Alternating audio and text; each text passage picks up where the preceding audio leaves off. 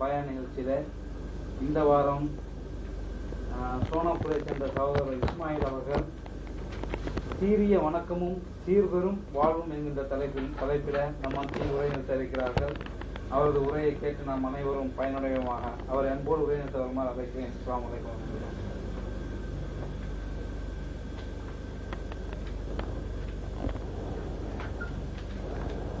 السلام عليكم ورحمة الله وبركاته. إن الحمد لله نحمده ونستعينه ونستغفره ونؤمن به ونتوكل عليه ونعوذ بالله من شرور أنفسنا ومن سيئات أعمالنا من يهده الله فلا مضل له ومن يضلل فلا هادي له وأشهد أن لا إله إلا الله وحده لا شريك له وأشهد أن محمدا عبده ورسوله أما بعد يا أيها الذين آمنوا اتقوا الله حق تقاته ولا تموتن إلا وأنتم مسلمون يا أيها الناس اتقوا ربكم الذي خلقكم من نفس واحدة وخلق منها زوجها وبث منهما رجالا كثيرا ونساء واتقوا الله الذي تساءلون به والأرحام إن الله كان عليكم رقيبا يا أيها الذين آمنوا اتقوا الله وقولوا قولا سديدا يصلح لكم أعمالكم ويغفر لكم ذنوبكم ومن يطع الله ورسوله فقد فاز فوزا عظيما. قال الله تعالى بالقرآن الكريم أعوذ بالله من الشيطان الرجيم بسم الله الرحمن الرحيم وما خلقت الجن والإنس إلا ليعبدون. கண்ணியத்திற்குரிய எல்லாம் வல்ல அல்லாஹ்வின் நல்லடியார்களே, அல்லாஹ்வுடைய மாபெரும் கிருபையினால் சத்திய தீனுல் இஸ்லாத்தை அதன் தூய்மையான வடிவில் அறிந்து கொள்ள வேண்டும் என்பதற்காக நாம் எல்லாம் இங்கு ஒன்று கூடியிருக்கின்றோம். நம்மை எல்லாம் ஒன்று கூட்டிய வல்ல ரஹ்மானை போற்றி புகழ்ந்தவனாகவும் வல்ல ரஹ்மானின் வற்றா பெருங்கருணையும் சாந்தியும் சமாதானமும் நம் உயிரினும் மேலான உத்தம தூதர் நபிகள் நாயகம் ஸல்லல்லாஹு அலைஹி வஸல்லம் அவர்கள் மீதும் அவர்களுடைய சொல் செயல் அங்கீகாரத்தினை தவறாது பின்பற்றிய நபி தோழர்கள் மீதும் நபி தோழியர்கள் மீதும் உலக முஃமின்கள் அனைவர்கள் மீதும் குறிப்பாக இங்கு அமர்ந்திருக்கக்கூடிய நம் அனைவர்கள் மீதும் எந்தென்றும் நின்று நிலவட்டுமாக என்று பிரார்த்தனாக எனது உரையை ஆரம்பம் செய்கின்றேன். கண்ணியத்திற்குரிய எல்லாம் உள்ள அல்லாஹ்வின் நல்லடியார்களே, இன்றைய தினம் சீரிய வணக்கமும் சீர்பெரும் வாழ்வும் என்கின்ற தலைப்பு தேர்வு செய்யப்பட்டிருக்கின்றது. அன்பான சகோதரர்களே, அல்லாஹ் சுப்ஹானஹு வ தஆலா எத்தனையோ விதமான எண்ணற்ற படைப்புகளை படைத்திருக்கின்றான்.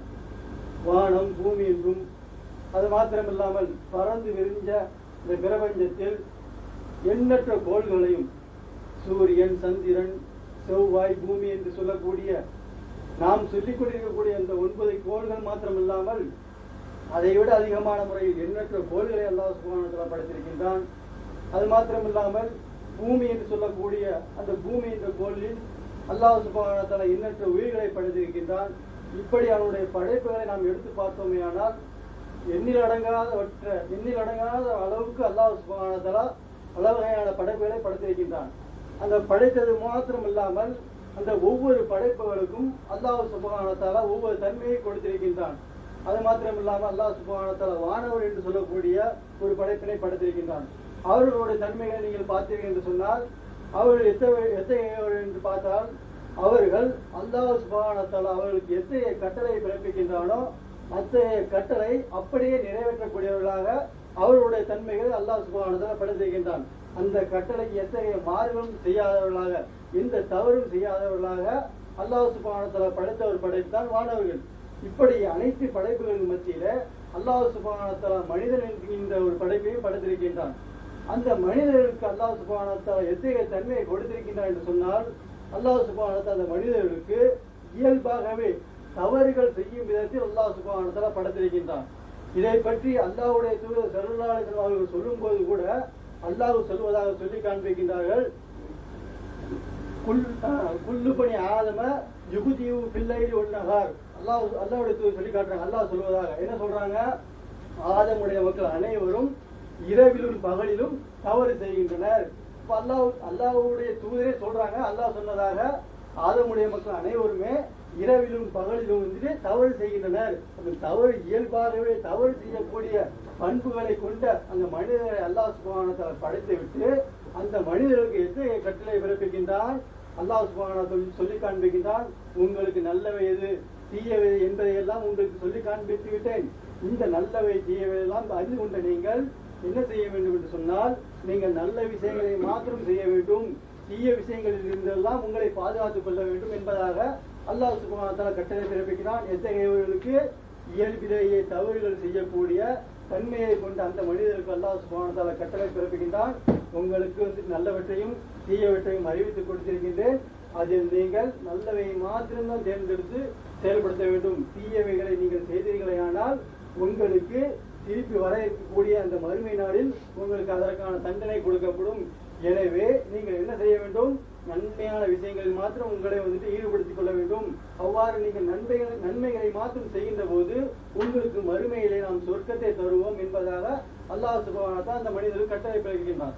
இப்படி படைத்த அந்த மனிதர்களை அல்லாஹ் சுப்ஹானஹு வ தஆலா அப்படியே விட்டு விடாமல் அவர்களை மேன்மைப்படுத்த வேண்டும் என்பதற்காக அவர்களுக்கு அறிவித்து கொடுத்த அந்த நன்மை தீமைகளில் அவர்கள் நன்மையை மாத்திரம் செய்ய வேண்டும் என்பதற்காக அல்லாஹ் சுப்ஹானஹு வ தஆலா ஒரு வழிவகையும் செய்து கொடுக்கின்றான். அவ்வாறு செய்து கொடுத்த வழிவகை தான் அல்லாஹ் சுப்ஹானஹு வ தஆலா நமக்கு கடமையாக்கி இருக்கின்ற, நமக்கு விதித்திருக்கின்ற அந்த வணக்கங்கள். அந்த வணக்கங்களை எல்லாம் நாம் எடுத்து பார்த்தோமேயானால் அந்த வணக்கங்கள் நம்மை நன்மையின் பக்கம் விரையக்கூடியவர்களாக, தீமையில இருந்து விலகி இருக்கக்கூடியவர்களாக அந்த வணக்கங்களுக்குள்ள மாற்றுவதாக அல்லாஹ்வும் அவருடைய தூதரும் நமக்கு சொல்லி காண்பிக்கிறார்கள். இத்தகைய விஷயத்தை அறிந்து கொள்வதற்காகத்தான் இந்த தலைப்பு தேர்வு செய்யப்பட்டிருக்கின்ற சகோதரர்கள். அந்த அடிப்படையில் அல்லாஹ் சுப்ஹானஹு வ தஆலா அதை பற்றி என்ன சொல்லி காண்பிக்கின்றான், அல்லாஹ்வுடைய தூதர் அவர்கள் வந்துட்டு இந்த வணக்கத்தை பற்றி, அந்த வணக்கங்கள் நம்முடைய வாழ்க்கையை எத்தகைய மாற்றத்தை ஏற்படுத்தும் என்பதை பற்றி இன்ஷா அல்லாஹ் நாம் ஒவ்வொன்றாக அறிந்து கொள்வோம். அந்த அடிப்படையில் நீங்க பாத்தீங்கன்னு சொன்னோம்னா, அல்லாஹ்வுடைய தூதர் ஸல்லல்லாஹு அலைஹி வஸல்லம் ஒரு முறை சபைகளுக்கு அமர்ந்திருக்கக்கூடிய சமயத்துல ஒருவர் வராரு. அதான் நஜித் என்று சொல்லக்கூடிய ஒரு பகுதியில இருந்து ஒரு தோழர் வராரு. அவர் எப்படி வரான்னு சொன்னோம்னா, தலை பரட்டையான அளவுக்கு வந்துட்டு ஏதோ செய்தியில் சொல்லிட்டு வராரு. அப்படி சொல்லிட்டு வரக்கூடிய அந்த செய்தி வந்துட்டு காதுல விழமாட்டிருக்கு. அவர் அருகில வந்த உடனே அல்லாஹ்வுடைய தூதர் ஸல்லல்லாஹு அலைஹி வஸல்லம் அவர்கள்ட்ட அந்த தோழர் கேட்கின்றாரு, அல்லாஹ்வுடைய தூதரே இஸ்லாம் என்றால் என்ன எனக்கு சொல்லுங்க அப்படின்னு சொல்லிட்டு அந்த தோழர் என்ன பண்றாங்கன்னு சொன்னோம்னா, அல்லாஹ்வுடைய தூதர் ஸல்லல்லாஹு அலைஹி வஸல்லம் அவர்கிட்ட வந்து கேட்கறாங்க. இப்படி கேட்கக்கூடிய சமயத்துல அல்லாஹ்வுடைய தூதர் ஸல்லல்லாஹு அலைஹி வஸல்லம் என்ன சொல்றாங்கன்னு சொன்னோம்னா, இஸ்லாம் என்று சொன்னால் இரவிலும் பகலிலும் தொழுகை நிலைநாட்ட வேண்டும். அல்லாஹ்வுடைய தூதர் அந்த தோழருக்கு சொல்றாரு. அந்த தோழர் கேட்கிறாரு, அல்லாஹ்வுடைய தூதரே இஸ்லாம் என்றால் என்னன்னு சொல்லிட்டு எங்களுக்கு சொல்லுங்க அப்படின்னு சொல்லும்போது அல்லாஹ்வுடைய தூதர் சொல்றாங்க. இஸ்லாத்தை பற்றி சொல்லும்போது முதலாவதாக அல்லாஹ்வுடைய தூதர் சொல்லி காண்பிக்கின்றார்கள், இரவிலும் பகலிலும் தொழுகை நிலைநாட்ட வேண்டும் அப்படின்னு சொல்லிட்டு அல்லாஹ்வுடைய தூதர் சொன்ன மாத்திரத்திலே அந்த தோழர் கேட்கின்றார், அல்லாஹ்வுடைய தூதரே இது தவிர்த்து எனக்கு வேற எதுவும் கடமையாக இருக்கின்றதா என்று கேட்கின்ற சமயத்துல அல்லாஹ்வுடைய தூதர் ஸல்லல்லாஹு சொல்றாங்க, நீ விரும்பி செய்தாலே தவிர அப்படின்னு சொல்லிட்டு அல்லாஹ்வுடைய தூதர் சொல்றாங்க. அடுத்து அல்லாஹ்வுடைய தூதர் சொல்லி காட்டுறாங்க, அதாவது நீங்க வந்துட்டு நோன்பு காலங்களில் வந்துட்டு ரமலான் மாதத்துல வந்து நீங்க நோன்பு நோக்க வேண்டும் அப்படின்னு சொன்ன மாத்திரத்துல அந்த தோழர் கேட்காரு, அல்லாஹ்வுடைய தூதர் இதை தவிர எனக்கு வேற எதுவும் கடமையாக்கப்பட்டிருக்கின்றா அப்படின்னு சொல்லி கேட்கும்போது அதுவும் கூட நீ விரும்பி செய்தாலே தவிர, உனக்கு கடமையாக்கப்பட்டு அந்த ஒரு மாத நோன்பு மட்டும்தான், மற்ற வகையான நோன்புகளை வந்துட்டு நீ விரும்பி செய்தால் மாத்திரம் அதை செய்து கொள்ளலாம் என்பதாக அல்லாஹ்வுடைய சொல்றாங்க. சொன்ன மாத்திரத்துல அடுத்து சொல்றாங்க, நீ உன்னுடைய பொருளில் இருந்து ஜக்காத்து கொடுக்க வேண்டும் அப்படின்னு சொன்ன மாத்திரத்துல அந்த தோழர் கேட்காரு, அல்லாஹ்வுடைய தூதரே இது மாத்திரம் தானா, இது போக வேற எதுவும் எனக்கு எக்ஸ்ட்ரா இருக்குதா அப்படின்னு கேட்கக்கூடிய சமயத்துல அல்லாஹ்வுடைய தூதர் சொல்றாங்க, இதுவும் கூட நீ விரும்பி செய்தாலே தவிர அப்படின்னு சொல்லி காட்டுறாங்க. சொன்ன மாத்திரத்துல அந்த தோழர் சொல்றாரு, அல்லாஹ்வின் மீது ஆணையாக இதை வந்துட்டு கூட்டவும் மாட்டேன் குறைக்கவும் மாட்டேன் என்பதாக அந்த தோழர் சொல்றாங்க. தோழர் சொன்னதும் சொல்லிட்டு அந்த தோழர் சென்று விடுகின்றார்கள். சென்ற பிறகு அல்லாஹ்வுடைய தூதர் ஸல்லல்லாஹு அலைஹி வஸல்லம் வந்துட்டு அந்த சஹாபாக்கள் சொல்றாங்க, இவர் மாத்திரம் அந்த சொன்ன விஷயத்தை உண்மையாளராக இருந்தார் என்று சொன்னால் இவர் சொர்க்கம் சென்று விடுவார். அல்லாஹ்வுடைய தூதர் சொல்றாங்க. ஒரு தோழர் வந்து கேட்கிறாரு, இஸ்லாத்தை பற்றி எனக்கு சொல்லுங்க அப்படின்னு சொல்லிட்டு நபி ஸல்லல்லாஹு அலைஹி வஸல்லம் கேட்கக்கூடிய சமயத்துல நபி ஸல்லல்லாஹு அலைஹி வஸல்லம் சொல்லி காட்டுறாங்க, நீ தொழுகை நிலைநாட்ட வேண்டும், நோன்பு நோக்க வேண்டும், ஜக்காத்து கொடுக்க வேண்டும் அப்படின்னு சொல்லி காட்டுறாங்க. அப்பவும் கூட வந்துட்டு அல்லாஹ்வுடைய தூதர் பல வகையான நல்ல விஷயங்களை எல்லாம் எடுத்து சொல்லல, தீமையான விஷயங்கள் என்ன இருக்குதோ அதையெல்லாம் எடுத்து சொல்லி இதில் இருந்தெல்லாம் விலக வேண்டும் என்றும் கூட அல்லாஹ்வுடைய தூதர் சொல்லி காட்டல. சொல்லி காட்டும் போது இஸ்லாம் என்று சொன்னால் இந்த 3 விஷயங்களை மட்டும்தான் அல்லாஹ்வுடைய தூதர் மையப்படி சொல்லி காட்டிட்டு, அதுவும் கடமையான விஷயங்கள், எக்ஸ்ட்ரா இருக்கக்கூடிய அந்த சுன்னத்தான விஷயங்களை கூட அல்லாஹ்வுடைய தூதர் ஸல்லல்லாஹு அலைஹி வஸல்லம் சொல்லி காட்டல. கடமையா இருக்கக்கூடிய இந்த விஷயத்தை மாதிரி சொல்லி காட்டிட்டு இவர் இதை மாத்திரம் சரியான முறையில் செய்து கொண்டால் இவர் சொர்க்கம் சென்று விடுவா என்பதாக அல்லாஹ்வுடைய சொல்லி காட்டுறாங்க. ஏன் நீங்க நம்ம பார்க்கிறோம், அல்லாஹ்வும் அவனுடைய தூதரும் இந்த விஷயங்களை பற்றி எல்லாம் எத்தகைய மாற்றத்தை நம்ம இடத்தில் ஏற்படுத்தும் என்பதை பற்றி சொல்லி காட்டுறாங்க. அந்த அடிப்படையில் நீங்க முதலாவதாக எடுத்து பாருங்க, தொழுகை எடுத்துக்கொள்வோம். முதலாவதாக அந்த தொழுகையை பற்றி அல்லாஹ் தஆலா வந்துட்டு எத்தகைய மாற்றத்தை நம்முடைய வாழ்க்கையை அந்த தொழுகை ஏற்படுத்தும் என்பதை பற்றி அல்லாஹ் தஆலா தன்னுடைய திருமறை சொல்லி காட்டும் போது சொல்றா, இன்ன ஸலாத்த தன்ஹா அனில் ஃபஹ்ஷாஇ வல் முன்கர். அல்லாஹ் தஆலா சொல்றா, தொழுகையானது உங்களை தீமையான விஷயத்திலிருந்தும் மானக்கேடான விஷயத்திலிருந்தும் உங்களை பாதுகாக்கும். அல்லாஹ் தஆலா தொழுகையை பற்றி சொல்லி காட்டுறான். தொழுகைங்கிறது வந்து நம்ம 5 நேரம் நிறைவேற்றக்கூடிய 5 நேரத்தை நிறைவேற்றக்கூடிய ஒரு வகையான ஒரு அமல். அப்படிப்பட்ட அந்த தொழுகையை பற்றி அல்லாஹ் தஆலா தன்னுடைய திருமறை சொல்லி காட்டும் போது, இன்ன ஸலாத்த தன்ஹா அனில் ஃபஹ்ஷாஇ வல் முன்கர், தொழுகையானது உங்களை தீமையான விஷயத்திலிருந்தும் மானக்கேடான விஷயத்திலிருந்தும் உங்களை பாதுகாக்கும் அப்படின்னு சொல்லி காட்டுற அல்லாஹ் சுப்ஹானஹு வ தஆலா. அப்புறம் நம்ம சற்று சிந்திச்சு பார்க்கணும் சகோதரர்களே, அல்லாஹ் சுப்ஹானஹு வ தஆலா தொழுகை என்று சொல்லக்கூடிய ஒரு கடமையை நமக்கு விதிச்சிருக்கான். இந்த கடமையான தொழுகை வந்துட்டு நம்மள்ட்ட எப்படி ஒரு மாற்றத்தை ஏற்படுத்தும்? தீமையான விஷயங்கள் என்னென்ன இருக்கிறோ அனைத்து தீமைகளிலிருந்தும் இந்த தொழுகை நம்மை பாதுகாக்கும். என்னென்ன வெட்கக்கேடான செயல்கள் இருக்கின்றதோ அனைத்து வெட்கக்கேடான செயல்களிலிருந்து நம்மை பாதுகாக்கும். அப்புறம் சற்று சிந்திச்சு பாருங்க, நாமளும் கூட தொழுகக்கூடியவதாக இருக்கும். 5 நேரம் தொழுகிறோம். நீங்க நம்ம வந்து ஒரு 20 வயசு 30 வயசுன்னு சொன்னோம்னா நம்ம விவரம் தெரிஞ்சு ஒரு 10 வயசுல தொழுக ஆரம்பிச்சிருமோ, இல்ல 15 வயசுல தொழுக ஆரம்பிச்சிருக்கோம்.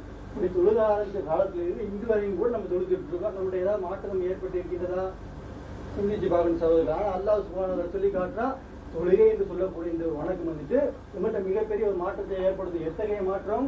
அது தீமையான விஷயத்திலிருந்து உங்களை பாதுகாக்கும், வெட்கக்கேடான மானக்கேடான விஷயத்திலிருந்து உங்களை பாதுகாக்கும் அப்படின்னு சொல்லி காட்டுறோம். அப்படி இதுல ஏன் நம்ம இடத்துல ஒரு மாற்றங்கள் ஏற்படல சிந்திச்சு பார்க்கணும். இன்னைக்கு நம்மளுடைய தொழுகைலாம் சரியான முறை சொல்லக்கூடியவர்களா இருக்கோமா? கிடையவே கிடையாது.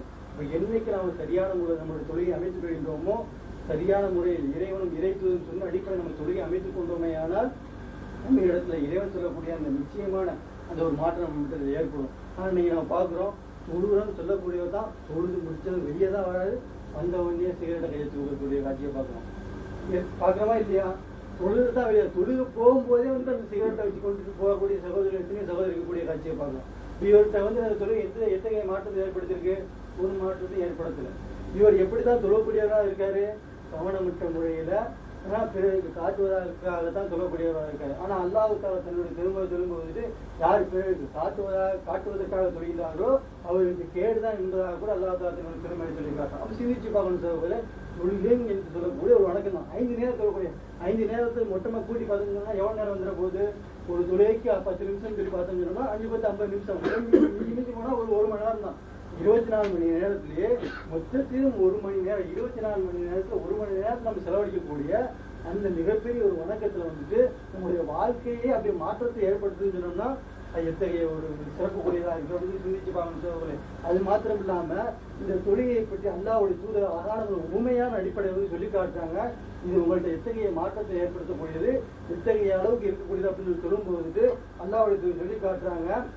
அதாவது இந்த தொழுகை வந்து எப்படி சொன்னோம்னா, உங்கள்கிட்ட வந்து ஒருவருடைய வீட்டினுடைய முன்பு வந்துட்டு ஒரு ஆறு ஓடுகின்றது. அந்த ஆற்றுல வந்துட்டு ஒருவர் வந்து 5 பேரை கொடுத்தோம்னா அவர்கிட்ட ஏதாவது அழுக்குகள் இருக்குமா அப்படின்னு சொல்லிட்டு அல்லாஹ்வுடைய நபித்தோழர்கிட்ட கேட்கிறாங்க. அப்ப நபித்தோழர் சொல்றாங்க, அல்லாஹ்வுடைய தூதரே அவரோட உடம்புல வந்து எத்தகைய அழுக்கும் இருக்காது, எஞ்சி இருக்காது அப்படின்னு சொல்லி காட்டுறாங்க. இதுதான் வந்து தொழுகைக்குரிய ஊமை அப்படின்னு சொல்லி காட்டுறாங்க. இதுதான் இதை வந்து ஒரு தொழுகைக்குரிய ஊமையா சொல்லி காட்டுறாங்க. என்ன? நம்ம எப்போது 5 நேரம் சரியான நம்முடைய தொழுகை அமைத்துக் கொள்கின்றோமோ அப்படின்னு இறைவன் சொல்லக்கூடிய இந்த தீமையான விஷயங்கள் நம்மள்கிட்ட களையப்படும். வெட்கக்கேடான மாநிலம் இன்னைக்கு பார்க்கிறோம். எத்தனையோ தொழுகை அப்படின்னு சொல்லக்கூடியவர் தான் வந்துட்டு இன்னைக்கு அந்நிய பெண்கள் வந்துருந்தோம்னா அந்நிய பெண்கள் பக்கம் நம்முடைய பாதுகாப்பு சேர்க்கக்கூடிய காட்சியை பார்க்கிறோம். ஏன்னா டிவியிலே நம்முடைய காலத்தை கழிக்கக்கூடியவர்களாகவும் வீண் பேச்சுகின்ற காலத்தை கழிக்கக்கூடிய இன்னைக்கு பார்க்கிறோம். இன்னைக்கு அதிகமான மக்கள் முன்னாடிலாம் முன்சென்ற காலத்துல வந்துட்டு புறம் பேசணும் சொல்லணும்னா ஒரு வீட்டுல இருந்து இன்னொரு வீட்டுக்கு மாறி போகக்கூடிய நிலை தான் இருந்துச்சு. அப்படியே மாறி போய் பேசுறாங்க கூட எப்படி பேசுவாங்க? குறிப்பிட்ட 4 பேர் 5 பேர் மட்டும் தான் பேசுவாங்க. 4 பேருக்கு மட்டும் தான் அந்த செய்திகளை எஞ்சி வைப்பாங்க. ஆனா இன்னைக்கு நவீன காலத்துல எப்படி ஆகிட்டு அந்த பொய் சொல்றது, கோல் சொல்றது, இதை பற்றி புறம் பேசுறது வந்துட்டு மிகப்பெரிய ஒரு நெட்வொர்க்கான முதல் இன்னைக்கு மாறிவிட்டதை நம்ம பார்க்கமா பார்க்கலையா? அதுல கூட சிந்திச்சு பார்க்கணும். இப்படி ஒருவரை பற்றி நம்ம அவதூறு சொல்கின்றோமே, புறம் பேசுகின்றோமே, இன்றைய கால நவீன காலத்துல பல வகையில் இது பரவும்போது வந்துட்டு அந்த தோழருடைய மானங்கள் பறிக்கப்படுகிறது, மரியாதைகள் பறிக்கப்படுகிறது அப்படின்னு என்னைக்காவது சிந்திச்சு பார்த்துருக்கோமா? ஆனா அல்லாஹ்வுடைய தூதர் நமக்கு சொல்லி காட்டுறாங்க, இறுதி பிறகு சொல்றாங்க, ஒருவருடைய மானம் வந்துட்டு உங்களுக்கு வந்துட்டு புனிதமானது, ஒருவருடைய உயிர் உங்களுக்கு புனிதமானது, அப்படி பிறருடைய செல்வம் உங்களுக்கு புனிதமானது சொல்லி காட்டுறாங்க. இப்படி எதெல்லாம் நமக்கு புனிதம் மற்றவருடைய மானம், செல்வம், உயிர் இவையெல்லாம் நமக்கு புனிதம் அல்லாஹ்வுடைய சொல்லி காட்டுறாங்க. அப்படி புனிதமா இருக்கக்கூடிய அந்த ஒரு விஷயத்தை வந்து இன்னைக்கு வந்து பங்கம் ஏற்படுத்துறமா ஏற்படுத்தலையா? இதை யார் தான் செய்யக்கூடியவர்களா இருக்கோம்? தொழுவுக்கு ஐந்து வேளை தொழுகிறோம் என்று தங்களை சொல்லிக் கொள்கின்ற அந்த தொழிலாளி தான் இத்தகைய விஷயங்களையெல்லாம் தீய விஷயங்களாம் செய்யக்கூடியவர்களாக இருக்கின்றார்கள். சற்று சிந்திச்சு பாருங்க, எங்கே இதுல வந்துட்டு மிஸ்டேக் ஏற்படுது, எங்கே இதுல வந்துட்டு ஒரு ப்ராப்ளம் ஏற்படுது அப்படின்னு சொல்லி நம்ம சிந்திச்சு பார்த்து அதை களைவதற்கு நம்ம முயற்சி செய்ய வேண்டும் சகோதரர்களே. இன்னைக்கு நம்ம பார்க்கிறோம், இன்னைக்கு சரியான முறை நம்மளுடைய தொழில் அமைச்சிருக்கோம் கிடையவே கிடையாது. ஆனா அல்லாஹ்வுடைய சொல்லி காட்டுறாங்க, தொழுகையை பற்றி சொல்லும்போது சொல்லி காட்டுறாங்க, தொழுகையை வந்துட்டு என்னை எவ்வாறு தொழ கண்டீர்களோ அவ்வாறு நீங்க தொழுது கொள்ளுங்க அப்படின்னு சொல்லி காட்டுறாங்க. தொழுகைங்கிற ஒரு வணக்கம் தான். இந்த வணக்கம் வந்துட்டு ஒட்டுமொத்த மாற்றத்தை ஏற்படுத்தக்கூடிய அந்த தொழுகையை வந்துட்டு அல்லாஹ்வுடைய சொல்லி காட்டுறாங்க. இந்த தொழுகையை வந்துட்டு என்ன நீங்க எப்படி பாத்தீங்களோ அப்படி நீங்க சொல்லுங்க அப்படின்னு சொல்லி காட்டுறாங்க. அப்படிப்பட்ட தொழுகை நீங்க நம்மகிட்ட இருக்குதா? கிடையவே கிடையாது சகோதரர்களே. இன்னைக்கு ஏதோ நம்ம வந்தோம் தொழுதான் முடிஞ்சு போச்சு, கடமை நிறைவேற்றோம் அப்படிங்கிற நம்முடைய தொழுகை இருக்கிறது தவிர அல்லாஹ்வுடைய தொழுகை எப்படி சொல்லி காட்டுறாங்க. அது மாத்திரம் இல்லாம இந்த தொழுகை விஷயத்துல எவ்வளவுதான் நம்ம வந்துட்டு அல்லாஹ்வுடைய தொழுகை சொன்ன முறையில் நம்ம சொல்லி காட்டினாலும் கூட கேட்ட கொஞ்ச நேரத்துக்கு இருக்கின்றது தவிர அதுக்கு பிறகு வந்து என்ன செஞ்சோம்னா அந்த செய்முறையில கூட நம்ம மறந்து விடக்கூடிய காட்சியை பார்க்கணும். திருப்பி நமக்கு வந்து ரீசார்ஜ் பண்ண வேண்டிய சூழ்நிலை இருந்து கொண்டு இருக்கக்கூடிய காட்சியை பார்க்கணும். ஏன் இப்படி ஒரு அவநிலை, ஒரு அலட்சிய போக்கு இருக்குதா இல்லையா? அந்த அலட்சிய போக்கு, இந்த அலட்சிய போக்கை நம்ம இந்த தொழிலை காட்டணும்னா இறைவன் சொல்லி காட்டக்கூடிய அந்த மாற்றம் நிச்சயமா நமக்கு ஏற்படவே ஏற்படாத சகோதரர்கள். அப்ப இந்த மாதிரியான ஒரு மாற்றம் நம்ம இடத்துல ஏற்படணும்னு சொன்னோம்னா நம்ம என்ன பண்றோம்? அல்லாஹ்வுடைய தூதர் எப்படி தொழிலிருக்கின்றார்களோ அப்படி சொல்லணும். நீங்க நம்ம பாக்குறோம், சாதாரணமான முறையில் ஒரு வேலை செய்கிறது அல்லாஹ்வுடைய தூதர் ரசிச்சாங்க அப்படிங்கறத நம்ம நீங்க ஃபாலோ பண்ணணும். இந்த விஷயத்த கூட ஏதோ ஒரு இதான முறையில் செய்யறாங்க. எப்படி செய்யறாங்கன்னு சொல்லி பார்த்தோம்னா அவங்களுக்கே டவுட்டா இருக்கு. என்னதான் முறையில கேள்விப்பட்டோம், அதிகமான மக்கள் செய்யறதை பார்த்தாலும் கூட தங்களுக்கு வந்து உள்ளத்துல ஒரு உறுத்தல் இருக்குது. நீங்க அதிகமான மக்கள் நீங்களே பார்த்துருப்பீங்க. எப்படி சொல்லுவாங்க? திடீர்னு ஆட்டிக்கிட்டு இருப்பாங்க, அப்படின்னு திடீர்னு நிறுத்திடுவாங்க. அவங்களுக்கே சந்தேகம், ஆட்டணுமா நிறுத்தணுமா அப்படின்னு சொல்லிட்டு அதிகமான மக்கள் ஆட்டுறாங்க, ஆட்டுறது சரியா நிறுத்துறது சரியான்னு தெரியாம சந்தேகத்துல வந்து அது சந்தேகம் தான் சொல்லணும். ஆட்டவும் செய்யறாங்க, திடீர்னு நிறுத்துறாங்க. அப்படி ஆட்டம்னு சொன்னா கண்டிப்பா ஆட்டிக்கிட்டே இருக்கணும், நிறுத்தம் சொன்னா நிறுத்திக்கிட்டே இருக்கணும், ஏதாவது ஒண்ணு செய்யணும். ரெண்டையுமே செய்யணும். இது என்ன இல்லை? இவங்க வந்து உறுதி இல்லாம சரியான ஒரு அறிந்து கொள்வது இல்லாம வந்துட்டு செய்யக்கூடிய காட்சியை பார்க்கணும். இப்படிதான் தொழுகை சொன்னாலும் நம்முடைய தொழுகை ஏற்றுக்கொள்ளப்படுமா? கிடையவே கிடையாது. தொழுகையில என்னென்ன மிஸ்டேக் பண்றோமோ இப்படி எல்லாம் நம்ம மிஸ்டேக் பண்ண சொன்னோம்னா அந்த தொழுகையை ஏற்றுக்கொள்ளப்படுமா அப்படிங்கிறது கேள்விக்குறியான ஒரு விஷயம் தான். இந்த மாதிரி மூலம் நம்மளுடைய தொழுகை என்னன்னு சொன்னோம்னா இறைவன் சொல்லி காட்டக்கூடிய இந்த தன்மை நிச்சயமான முறை நமக்கு வரவே வராது. ஆனா இன்னைக்கு வந்துட்டு சமூக செய்திகள்லாம் வளர்ந்துருக்கிறதுக்கு வந்துட்டு காரணம் என்ன? இந்த மாதிரியான விஷயத்துல அந்த மாதிரியான வணக்க விஷயத்துல நம்ம வந்து காட்டக்கூடிய அவசியம் தான் நீங்க தீமைகள் எல்லாம் பெரிய போகக்கூடியது மிக முக்கியமா காரணமா இருக்கு. இல்லைன்னு சொன்னோம்னா அல்லாஹ் சொல்லி காட்டக்கூடிய அந்த தன்மை நம்மகிட்ட வருமா வராதான்? கண்டிப்பா நம்ம வரக்கூடிய வரும் சகோதரர்கள். அது மாத்திரம் இல்லாம தொழுகைக்கு அல்லாஹ் இந்த விஷயத்தை சொல்லி காட்டுறோம். அல்லாஹ்வுடைய தூதர் அழகான முறையில் ஒரு ஊமையின் மூலமாக சொல்லி காட்டுறாங்க. இது மாத்திரம் இல்லாம அடுத்த நிலையை பார்த்தோம்னா அடுத்து என்னது? நோன்பு. இந்த நோன்பை பற்றிய அல்லாஹ் தன்னுடைய பெருமறை சொல்லி காட்டும் போது சொல்லி காட்டுறான், யா அய்யுஹல்லதீன ஆமனூ குதிப அலைக்கும் சியாமு கமா குதிப அலல்லதீன மின் கப்லிக்கும் லஅல்லக்கும் தத்தகூன். நம்பிக்கை கொண்டவரே, நீங்கள் இறைவனை அஞ்சுவதற்காக உங்களுக்கு முன் சென்றோர் மீது கடமையாக்கப்பட்டது போல் உங்களுக்கு குறிப்பிட்ட நாட்களில் நோன்பு கடமையாக்கப்பட்டிருக்குது. அல்லாஹ் தஆலா வந்து நோன்பை பற்றி சொல்லும்போது நோன்பு வந்து உங்களுக்கு இறையச்சத்தை ஏற்படுத்துவதற்காக கடமையாக்கப்பட்டிருக்கு. நீங்க சிரிச்சு பார்க்கணும். இன்னைக்கு அதிகமான சமூக சீர்கேடுகள் தீமைகள் எல்லாம் மேலோங்கி நிற்பதற்கு காரணமே வந்துட்டு அவர்கள்ட்ட வந்து இருக்க வேண்டிய அந்த இறையச்சம் இல்லாத காரணம் தான் மிகப்பெரிய முக்கியமான ஒரு காரணம். இன்னைக்கு இறையச்சம் நம்மள்ட்ட எப்போ வந்துடுமோ அப்போ வந்துட்டு இந்த தீமைகள்லாம் களைய போகும். இன்னைக்கு இறையச்சம் இல்லாத இன்னைக்கு வந்து மனிதன் வந்து யாருக்குமே பயப்பட மாட்டான். மிகப்பெரிய வல்லமை மிக்க இறைவனுக்கு ஒருவனுக்கு மாத்திரம் பயந்தால் மாத்திரம்தான் அவன்கிட்ட இருக்க எல்லா தீமைகளுமே களையப்படும். அப்படிப்பட்ட தீமைகள் களைவதற்கு மிக முக்கியமாக இருக்கக்கூடிய அந்த இறையச்சத்தை எது தரும் சொல்லி அல்லாஹ் தஆலா சொல்லும் போது நோன்பு என்று சொல்லக்கூடிய அந்த வணக்கம் வந்து உங்கள்கிட்ட இறையச்சத்தை தரும். எப்படிப்பட்ட இறையச்சத்தை? தீமையிலிருந்து விலகி இருக்கக்கூடிய நன்மையான விஷயங்களில் உங்களை இழுத்து செல்லக்கூடிய அந்த இறையச்சத்தை உங்களுக்கு தரும். இன்னைக்கு நம்ம பார்க்கிறோம், அந்த இறையச்சத்தை கண்டிப்பான முறையில் வந்து அந்த நோன்பு தரக்கூடிய நம்ம பார்க்கிறோம். இப்படி நம்ம பார்க்குறோம். நோன்பு காலம் தான் நம்ம நோன்பு நோக்கிறோம். நோன்பு நோக்கக்கூடிய சமயத்தில் என்ன பண்ணுறோம்? மிகப்பெரிய தாகம் ஏற்படும், பசி ஏற்படும். யாரும் இருக்க மாட்டாங்க, நம்மளுடைய தாய் தந்தையரோ மனைவி மக்களோ சகோதர சகோதரிகளோ யாருமே இருக்க மாட்டாங்க வீட்டில். இல்லாத சூழ்நிலை நம்ம என்ன பண்ணுறோம்? தாகம் ஏற்பட்டாலும் பசி ஏற்பட்டாலும் உண்றோமா பருகிறோமா? கிடையவே கிடையாது. ஏங்க என்ன காரணம்? அந்த காலத்தில் நமக்கு தெரியுது நம்ம உண்ணக்கூடாது, பருகக்கூடாது, எத்தகைய பசி இருந்தாலும் சரி நம்ம செய்யக்கூடாது. காரணம் என்ன? அல்லாஹ் நம்ம பார்த்துட்டு இருக்கோம். இன்னும் சொல்லக்கூடிய அந்த இறைச்சியும் அந்த சமயத்தில் வருது. ஆனால் நாம் என்ன பண்ணுறோம்? அந்த இறைச்சியத்தை அந்த ஒரு மாதத்தோட மூட்டை கட்டிட்டு அடுத்து அந்த மாதம் கழிஞ்சதுன்னு அப்படி விடக்கூடியவர்களாக தான் நம்ம இருக்கோம். இப்படி இருந்தும் சொன்னோம்னா நம்மகிட்ட மாற்றம் ஏற்படுமா? ஏற்படாது. அப்போ நம்ம என்ன செய்யணும்? இறைச்சியத்தை அந்த நோன்பில் கடைப்பிடித்த நாம வந்துட்டு அதை தொடர்ந்து அந்த நோன்பு காலங்கள் கழிந்த பிறகும் ஏனைய 11 மாதங்களிலும் நம்ம கடைபிடிக்கக்கூடியவர்களாக மாறணும். அந்த இறையத்தை நம்மகிட்ட வந்தால் மாத்திரம்தான் எல்லா தீமைகளும் களையும். இறைவன் நமக்கு எப்படி வாழ சொல்லியிருக்கின்றானோ அப்படி வாழக்கூடியவர்களாக மாறும். இல்லைன்னு சொன்னா மாறவே மாட்டான். அது மாத்திரம் இல்லாமல் நீங்கள் பார்க்குறோம், நோன்பு காலங்களை வந்துட்டு அல்லாஹ்வுக்கு ஒரு கட்டளைகள்லாம் பிறப்பிக்கிறாங்க. எப்படிப்பட்ட கட்டளை பிறப்பிக்கிறாங்க? அல்லாஹ்வுடைய சொல்றாங்க, நீங்க நோன்பு நோடிட்டு பொய்யான பேச்சுகளையும் பொய்யான நடவடிக்கைகளையும் நீங்க விடலன்னு சொன்னீங்கன்னா நீ நோன்புகிறது கூட எந்த ஒரு பிரயோஜனம் இல்லை அப்படின்னு சொல்லிட்டு அல்லாஹ்வுடைய சொல்லி காட்டுறாங்க. நீங்க பார்க்குறோம், நோன்பு நோக்கக்கூடிய சமயத்துல கூட எத்தனையோ மக்கள் பொய் பேசுறமா இல்லையா? பொய்யான நடவடிக்கைன்னா இந்த இது நல்லா சிந்திச்சு பார்க்கணும். பொய்யான நடவடிக்கைன்னு சொல்லிட்டு அல்லாஹ்வுடைய சொல்லி காட்டுறாங்க. பொய்யான நடவடிக்கைன்னா என்ன? இன்னைக்கு நம்ம நோன்பு வந்து நோன்புல மாத்திரம் தான் என்ன பண்றோம்னா நல்லவர்களை போல இருக்கணும். நோன்பு கழிஞ்சதும் மாற்றி விடுகின்றோம். அப்போ அதுக்கு முன்னாடி நோன்புக்கு முன்னாடி நம்ம எப்படி இருந்தோம்? அதே தீமையான விஷயங்களை செய்யக்கூடியவர்களாகவும், என்ன புறம் பேசக்கூடியதாகவும், மோசடி செய்யக்கூடியதாகவும், நடக்கங்கள் அப்பாற்பட்டவர்களாக தான் இருந்தோம். நம்ம நோன்பு காலம் வந்த மாத்திரத்துல எல்லா விஷயத்தையும் மாற்றி நல்லவர்கள் போல் நம்ம வந்துட்டு நம்ம மாற்றிக்கொண்டு நாம பிறகு என்ன பண்றோம்? நோன்பு முடிஞ்சதுமே மறுபடியும் பழைய நிலைக்கு நம்ம மாறிவிடக்கூடிய காட்சியை பார்க்கிறோம். அப்ப இது வந்து ஒரு பொய்யான நிலையா நடவடிக்கையா இல்லையா?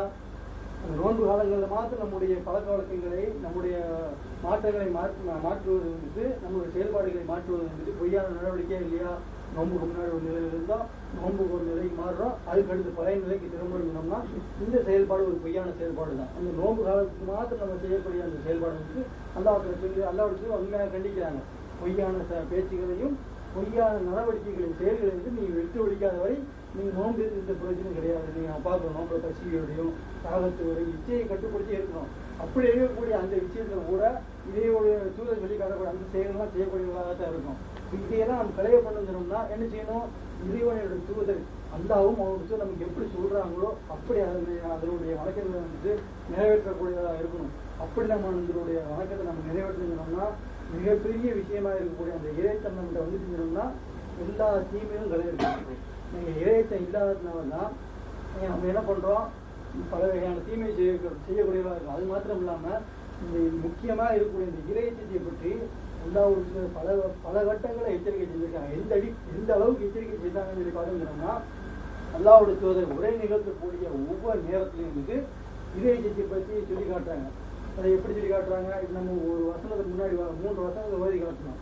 யா இவள்ளி நான் ஒருத்தர் அகத்தியவா தமிழ் இல்லை வாழ்ந்து முஸ்லீமும் அப்படின்னு சொல்லி ஓதி காட்டணும்.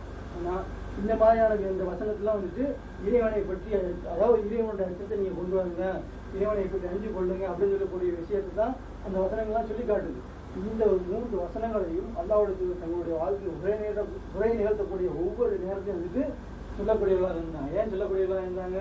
அந்த உரையில் சொல்லக்கூடிய அந்த விஷயத்தை அவர்கள் தங்களுடைய வாழ்க்கையில் சரியான முறையில் செய்ய வேண்டும் என்று சொன்னால் இறைவனையை பற்றி அந்த அச்சம் அவர்களுக்கு முதலில் வந்தால் மாத்திரம்தான் சொல்லக்கூடிய அந்த விஷயங்களை எல்லாம் அவர்களுடைய வாழ்க்கையை செயல்முறைப்படுத்துவார்கள் என்பதற்காக அல்லாஹ்வுடைய தூதர் ஒவ்வொரு உரையில வந்துட்டு அந்த இறையச்சத்தை தூண்டக்கூடியவர்கள் இருக்கின்றார்கள்.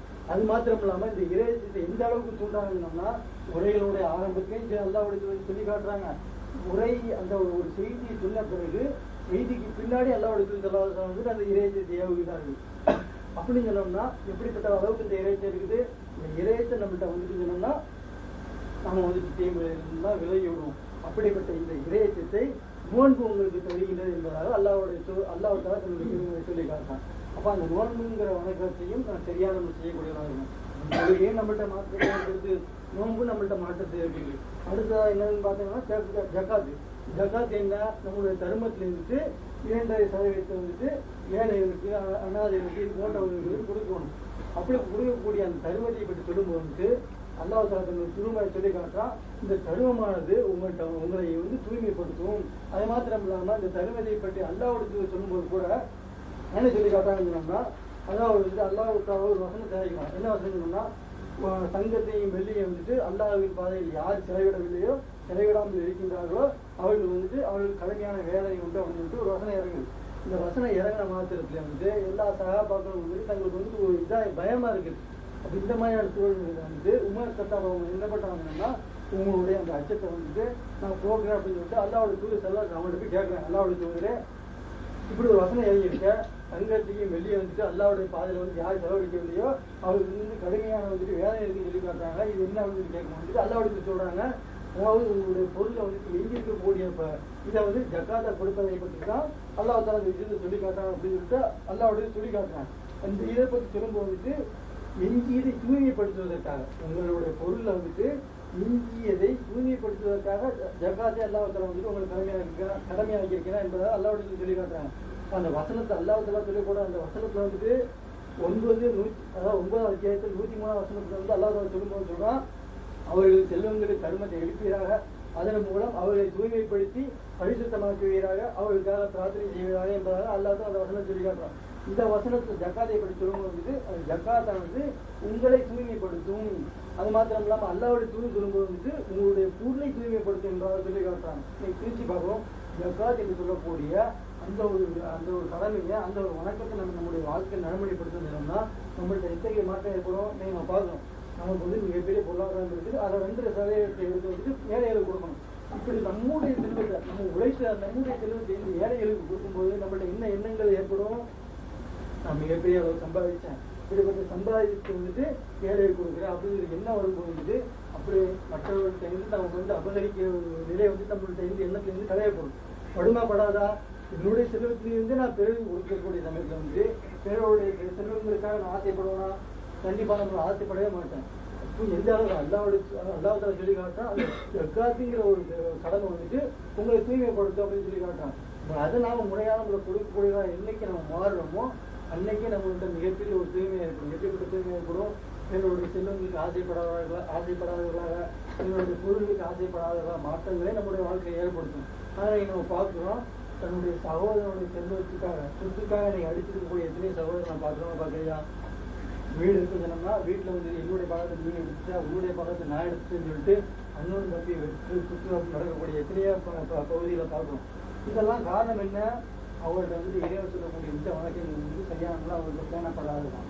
என்னைக்கு தங்களுடைய பொருளுக்கு பிறகு கொடுக்குறாங்களோ அப்பவுமே வந்து அவங்களுடைய என்ன வந்துடும், பிறரோட செலவு எனக்கு தேவையில்லை, என்னோட செலவுக்கு நான் பிறகு கொடுக்க அப்படிங்கிற எல்லாம் அவங்கள்ட்ட வந்துட்டோம்னா இதுவே அவர்கள்ட்ட ஏற்படக்கூடிய மிகப்பெரிய ஒரு மாற்றமா இல்லையா? அப்படிப்பட்ட ஒரு தூய்மையை இந்த செல்வம், அதாவது ஜக்காத் என்று சொல்லக்கூடிய அந்த ஒரு வழக்கம் உங்கள்கிட்ட ஏற்படுத்தும் சொல்லிட்டு அல்லாஹ்வுடைய அல்லாஹ் தஆலா திருமணி சொல்லி காட்டா, அல்லாஹ்வுடைய நமக்கு சொல்லி காட்டுறாங்க. இன்னைக்கு ஜக்காத் நம்ம செய்யாமல் காணக்கூடியவர்களாக இருக்கோமா? நம்முடைய செல்வத்துல வந்துட்டு எஞ்சியதை வந்துட்டு மீதியை மக்களுக்கு கொடுக்கக்கூடியவர்களாக இருக்கோமா? கிடையவே கிடையாது. நீங்க அதுல கொடுக்கறதுக்கு செல்வத்துக்கு கேட்கறதுக்காக நம்ம நீங்க போனதுன்னா எனக்கு வந்துட்டு செலவு இருக்குது, அது நம்ம சொல்லக்கூடிய காட்சியை பார்க்கவே இல்லையா? ஆனா சகாபாக்கள் நமக்கு எப்படி இருந்தாங்க, தங்களுக்கு இல்லாவிட்டாலும் கூட கேட்டு வந்துட்டாங்கன்னா அவர்கள் வந்து விரட்டி அடிக்கவே மாட்டாங்க. தங்களுடைய கடை வீடுகளுக்கு சென்று வியாபாரம் செய்தாவது தொழிலுக்கு அவர்களுக்கு கொடுப்பார்களே தவிர இல்லை என்று சொல்லக்கூடியதே அவர்களுடைய இன்னைக்குமே இருந்தது கிடையாது. தங்களுக்கே அந்த பொருளாதார நிலை, அதாவது உண்ணுவதற்கு உணவில்லாவிட்டாலும் கூட உணவு கேட்டு யாரேனும் வந்துவிட்டார் என்று சொன்னால் அவர்களை கவனிக்கக்கூடியவர்களாக இருந்தாங்க. இதை கூட நம்ம பார்க்கிறோம். அல்லாஹ்வுடைய சபையில் இருக்கக்கூடிய சமயத்தை வந்துட்டு தோழர்கள் வந்து கேட்கிறாரு, அல்லாஹ்வுடைய தூதரே எனக்கு வந்து உணவளிக்க அப்படின்னு கேட்கக்கூடிய சமயத்துல அல்லாஹ்வுடைய தூதர் என்ன சொல்றாங்க, என்ன செய்றாங்கன்னு சொன்னோம்னா தங்களுடைய வீடுகளுக்கு ஆரம்பி வீட்டுல வந்து ஏதாவது உணவு இருக்காங்க பார்த்துட்டாங்க அப்படின்னு சொல்றாங்க. வீட்டுல போய் பார்த்துட்டு வராங்க. வீட்டுல இருந்து எத்தகைய உணவும் கிடையாது. இப்ப அல்லாஹ்வுடைய தூதர் கேட்கறாங்க சபைகள்ல, இந்த இவருக்கு வந்துட்டு உங்களை வந்து விருந்தளிக்கக்கூடியவர் யாரு, உணவளிக்கக்கூடிய யார் அப்படின்னு கேட்டு ஒருத்தர் சொல்றாரு, அல்லாஹ்வுடைய தூதரே நான் வந்து இவருக்கு உணவளிக்கிறேன் அப்படின்னு சொல்லிட்டு தங்களுடைய வீடுகளுக்கு அழைச்சி சொல்றாங்க. அதுக்கு சொன்னோம்னா அவருடைய வீட்டுல வந்து அதிகமான அளவுக்கு உணவுலாம் எதுவும் கிடையாது. தன்னுடைய மனைவிட்ட கேட்கறாங்க, அல்லாஹ்வுடைய தூதர் நமக்கு வந்து விருந்தாளி அனுப்பியிருக்காரு, இவருக்கு நம்ம உணவு கொடுக்குறோம், வீட்டுல என்ன இருக்கு அப்படின்னு கேட்கக்கூடிய சமயத்துல அவங்களுடைய மனைவி சொல்றாங்க, நமக்கு குழந்தைக்கான சீரான உணவு மாத்திரம் தான் இருக்கு அப்படின்னு சொல்லும்போது தான் அந்த தோழர் சொல்றாரு. அப்படின்னு சொன்னோம்னா உங்களுக்கு குழந்தைய வந்து உணவுக்காக கேட்கக்கூடிய சமயத்தை தூங்க வச்சுட்டு அந்த இருக்கக்கூடிய அந்த உணவை வந்துட்டு அல்லாவோட தூதர் அனுப்பிக்கக்கூடிய அந்த விருந்தாளிக்கு நமக்கு கொடுத்துரும் அப்படின்னு சொல்லிட்டு குழந்தைக்கான உணவை கூட குழந்தைக்கு கொடுக்காம பெருக்கு கொடுக்காம நம்ம எத்தகையதாக இருந்திருக்காங்க. இந்த மாதிரியான கொடுக்கக்கூடிய சமயத்துல ஒரு நிகழ்வு நடக்குது. எத்தகைய நிகழ்வு நடக்குதுன்னா, அதாவது விருந்துக்கு வரக்கூடிய சகோதரி என்னைக்கும் வந்துட்டு என்ன நினைப்பாங்க, அந்த விருந்து கொடுக்கக்கூடிய ஆளுக்கும் நம்மளோட இருந்து உண்ணணும் அப்படின்னு நினைப்பாங்கன்னு நினைக்க மாட்டாங்க. இந்த மாதிரியான சமயத்துல அவர் அப்படி நினைப்பாருன்னு சொல்லிட்டு இவங்க என்ன பண்றாங்கன்னா 2 பேரும் உட்காடுறாங்க. உட்காரக்கூடிய சமயத்துல மனைவிட்டு சொல்றாங்க, நீ என்ன பண்ணுங்கன்னா உணவு பரிமாறி விட்டு விளக்கை ஏற்றி வைக்கின்றது போல் விளக்கை வந்து அடைச்சிட்டு நான் உண்பது போல் பாவனை செய்கின்றேன். அந்த தோழர் வந்து ஒன்று திருப்தி அடைட்டு அப்படின்னு சொல்லி சொல்றாங்க. அதே மாதிரியே செய்யறாங்க. செஞ்சு முடிச்சதும் உணவு எடுத்து முடிச்சிடுறாங்க. மறுநாள் அந்த தோழர் வந்துட்டு அல்லாவுடைய தூதருடைய சபைக்கு போறாங்க. அல்லாவுடைய தூதர் சொல்றாங்க, உங்களுடைய இந்த செயலை பார்த்துட்டு அல்லாவே மகிழ்ச்சி அடைகின்றான், வியப்படைகின்றான் அப்படின்னு சொல்லிட்டு அல்லாவுடைய தூதர் சொல்லி காட்டுறாங்க. அப்பதான் வந்துட்டு அல்லாத வசனத்தை இருக்கிறான், அழைக்கே தேவை இருந்தும் கூட பிறருக்கு வந்துட்டு முன்னுரிமை கொடுக்கின்றன, கஞ்சத்தினத்திலிருந்தும் தன்னை பாதுகாத்துக் கொள்கின்றன என்பதாக அல்லாஹ்வுத்தாலா வந்துட்டு ஒரு வசனத்தை கூட இறக்கி காட்டுறான். அவங்க சிந்திச்சு பார்க்கணும். தங்களுக்கே இல்லாவிட்டாலும் கூட பிறருக்கு கொடுக்கக்கூடியவர்களாக இருந்தாங்க அந்த சகாபாக்கள். இன்னைக்கு நாம அப்படி கொடுக்குறோமா? இன்னைக்கு கிடையவே கிடையாது. இன்னைக்கு செல்வத்தை வந்துட்டு நம்ம சேர்த்து வைக்கணும்னு நினைச்சிருக்கோமே தவிர அல்லாஹ்வுடைய திரும்ப சொல்றாங்க, இது உங்களுடைய தெரியுமா அப்படின்னு திரும்ப வந்துட்டாங்க. நீங்க உண்டு மகிழ்ந்ததும் உடுத்து கழித்ததும் கொடுத்து மகிழ்ந்ததும் இந்த 3 மட்டும்தான் உங்களுடைய நீங்க சேர்த்து வச்சிருக்கலாம் உங்களுடைய கிடையாதுன்னு சொல்லிட்டு அல்லாஹ்வுடைய சொல்லி காட்டுறான். அப்ப சிந்திச்சு பார்க்கறது அல்லாஹ்வுத்தாலா நமக்கு கடமையாக இருக்கக்கூடிய இந்த ஜக்காத் என்று சொல்லக்கூடிய அந்த வணக்கத்தை நம்ம முறையாக நமக்கு செய்தோம்னு சொன்னோம்னா அவங்கள்ட்ட நம்முடைய வாழ்க்கை மிகப்பெரிய தூய்மை ஏற்படும், மிகப்பெரிய மாற்றம் ஏற்படும் சொல்லிட்டு அல்லாஹ்வுடைய தூதர் அல்லாஹ்வும் ஒரு தூதர் நமக்கு சொல்லி காட்டுறாங்க. இது மாத்திரம் இல்லாம ஹஜ்ஜிங்கிற வணக்கம், இந்த ஹஜ்ஜிங்கிற வணக்கத்தை நீங்க எடுத்து பார்த்தீங்கன்னா அது கூட மிகப்பெரிய ஒரு மாற்றத்தை ஏற்படுத்தும். அந்த ஹஜ்ஜியை பற்றி கூட அல்லாஹ் திரும்ப சொல்லி காட்டுறான். அதாவது ஹஜ்ஜி வந்துட்டு நம்மள்கிட்ட வந்துட்டு என்ன பண்ணணும்னா அதில் தெளிவான சான்றுகளும், அதாவது 3ஆவது அத்தியாயத்துல 97ஆவது வசனத்தை அல்லாஹ் சொல்லி காட்டுறான். அதில் தெளிவான சான்றுகளும் மகாமே இப்ராஹிம் உள்ளன, அதில் நுழைந்தவர் அபயம் பெற்றவர் ஆவார் அப்படின்னு சொல்லிட்டு அல்லாஹ் சொல்லி காட்டுறான். அதில் யார் நுழைகிறார்களோ, இந்த பகுதிக்கு யார் நுழைகிறார்களோ நுழைந்தவர்கள் வந்துட்டு அபயம் பெற்றவர்களாக ஆகிவிடுவார்கள் அப்படின்னு சொல்லிட்டு அல்லாஹ்வுத்தாலா அந்த திருமண வசனம் சொல்லி காட்டுறான். அல்லாஹ்வுடைய தூதர் கூட அந்த ஹஜ்ஜை பற்றி சொல்லும்போது சொல்லி காட்டுறாங்க, உணர்வு கொண்டாமல் தீய காரியங்களில் ஈடுபடாமல் யாரும் ஹஜ் செய்தால் அன்று பிறந்த பாலகனை போல வந்துட்டு அவர்கள் மாறி விடுகின்றார்கள் என்பதாக வந்துட்டு அல்லாஹ்வுடைய தூதர் சொல்லி காட்டுறாங்க. அப்ப இந்த ஒரு ஹஜ் என்று சொல்லக்கூடிய இந்த ஒரு வணக்கமுறை கூட நம்மள்கிட்ட வந்துட்டு என்ன ஆகுது, தீமைகளில் இருந்தால் நம்ம அப்பாற்பட்டவர்களாக, தீமைகள் எல்லாம் களையப்பட்டவர்களாக நம்மை மாற்றும் என்பதாக கூட அல்லாஹ் சொல்லி காட்டுறாங்க. அது மாத்திரம் இல்லாம சிறந்த செயலாக வந்துட்டு அல்லாஹ்வுடைய தூதர் ஸல்லல்லாஹு அலைஹி வஸல்லம் கேட்கக்கூடிய சமயத்தில் வந்துட்டு அல்லாஹ்வுடைய தூதர் சொல்லி காட்டுறாங்க, சிறந்த செயல்னா அல்லாஹையும் அவனுக்கு தூதர் நம்பிக்கை கொள்ள வேண்டும் அப்படின்னு சொல்லி காட்டுறாங்க. 2ஆவதாக கேட்கக்கூடிய சமயத்தில் வந்துட்டு அல்லாஹ்வுடைய பாதையில் நீங்க போர் செய்ய வேண்டும் அப்படின்னு சொல்லி காட்டுறாங்க. 3ஆவதாக கேட்கக்கூடிய சமயத்தில் சொல்றாங்க ஏற்றுக்கொள்ளப்பட்ட ஹஜ் அப்படின்னு சொல்லி காட்டுறாங்க. இதை சொல்லும்போது கூட ஹஜ்ஜின் சாதாரணமாக முடிக்காம அல்லாஹ்வுடைய தூதர் சொல்லி காட்டுறாங்க, ஏற்றுக்கொள்ளப்படக்கூடிய ஹஜ்ஜின்னு சொல்லி காட்டுறாங்க. ஏற்றுக்கொள்ளப்படக்கூடிய ஹஜ் எப்படி இருக்கும், நம்ம என்றைக்கு அல்லாஹ்வும் அவனுக்கு தூதர் சொன்ன மாதிரி அந்த ஹஜ் செய்யறோமோ அப்பதான் இறைவனுக்கு வந்து ஏற்றுக்கொள்ளப்பட்ட ஹஜ்ஜா இருக்கும். இன்னைக்கு அப்படிப்பட்ட ஹஜ்ஜை நம்ம நீங்க செய்யறோமா? அல்லாஹ் சொல்லி காட்டுறான், இந்த ஹஜ்ஜை வந்துட்டு அந்த ஹஜ் செய்வது போகக்கூடியது வந்துட்டு அபயம் பெற்றவர்களாக மாறுகின்றார்கள் அப்படின்னு சொல்லி காட்டுறாங்க. அல்லாஹ்வுடைய தூதர் சொல்லும்போது சொல்லி காட்டுறாங்க, அவர்கள் வந்துட்டு அன்று பிறந்த பாலகனை போல வந்துட்டு பாவங்கள் அற்றவர்களாக மாறிவிடுகிறார்கள் என்பதாக சொல்லி காட்டுறாங்க. எப்போ இறைவன் சொன்ன மாதிரி, இறைவனுடைய தூதர் சொன்ன மாதிரி அந்த ஹஜ்ஜை செய்தால் மாற்றணுமா? இல்லைன்னு சொன்ன மாதிரி நீங்க அந்த மாதிரி மாற்றத்தை நம்ம ஏற்படுத்தணுமா? நம்மள்கிட்ட கிடையவே கிடையாது, மாற்றம் ஏற்படுத்த நம்ம பார்க்குறோம். ஹஜ்ஜின்னு சொல்லக்கூடிய அந்த வணக்கத்தை நிறைவேற்றுறாங்க. அதில் ஏகப்பட்ட பெருமை அடித்ததும் பிறருக்கு காட்டுவதாக செய்யக்கூடிய காட்சியை பார்க்கணும். ஹஜ்ஜின்னு சொல்லி போறாங்க, போகக்கூடிய சமயத்தில் மிகப்பெரிய விருது வைக்கக்கூடிய காட்சியை பார்க்கணும். இந்த விருது எதுக்காக வைக்கணும்? ஹஜ்ஜிக்கு போறேன்னு சொல்லிட்டு எல்லாத்துக்கும் வெளியே தெளிப்படுத்தணுமா? அவசியமே கிடையாது. இது ஒரு வணக்கம். எப்படி தொழுகைக்கு போகக்கூடிய சமயத்தில் பிறகு நம்ம வந்து அறிமுகப்படுத்தவில்லையோ அது போன்றுதான் ஹஜ்ஜை நம்ம அறிமுகப்படுத்தணும் அவசியமே கிடையாது. ஆனால் நீங்க நம்முடைய கால சூழ்நிலை எப்படி இருக்குது, நம்முடைய சமுதாயத்தினோட சூழ்நிலை ஹஜ்ஜிக்கு போறாங்கன்னு சொன்னாங்கன்னா அதுக்கு விருது வைக்கக்கூடிய காட்சியை பார்க்கணும். அதுக்கு மாத்திரம் விருது வைக்கிறாங்களா? ஹஜ்ஜிக்கு போயிட்டு வந்த பிறகு கூட சொந்த பந்தங்களையும் குடும்பத்தில் உள்ளவர்களையும் அடுத்து அந்த வட்டாரத்தில் உள்ளவர்களையும் ஜமாத்தில் உள்ளவர்களையும் கூப்பிட்டு மறுபடியும் விருது வைக்கக்கூடிய காட்சியை பார்க்கணும். வரக்கூடிய சமயத்தில் என்ன பண்றாங்கன்னா பால் போஸ்ட் அடிச்சு ஹாஜி வருகை அப்படின்னு வருகை அப்படின்னு போஸ்ட் அடிக்கக்கூடிய காட்சியை பார்க்கணும். அதை கூட படித்தோம். எம்இ பிஏ எம்இ அப்படிங்கிற மாதிரி இருந்துட்டு ஹாஜி ஒரு முறை ஹஜ்ஜி செஞ்சோம்னா ஹாஜி 2 தடவை ஹஜ்ஜி செஞ்சோம்னா அல்ஹாஜி இப்படி சொல்லிட்டு பட்டம் கொடுக்குற மாதிரி கூட செஞ்சுட்டு இருக்காங்க.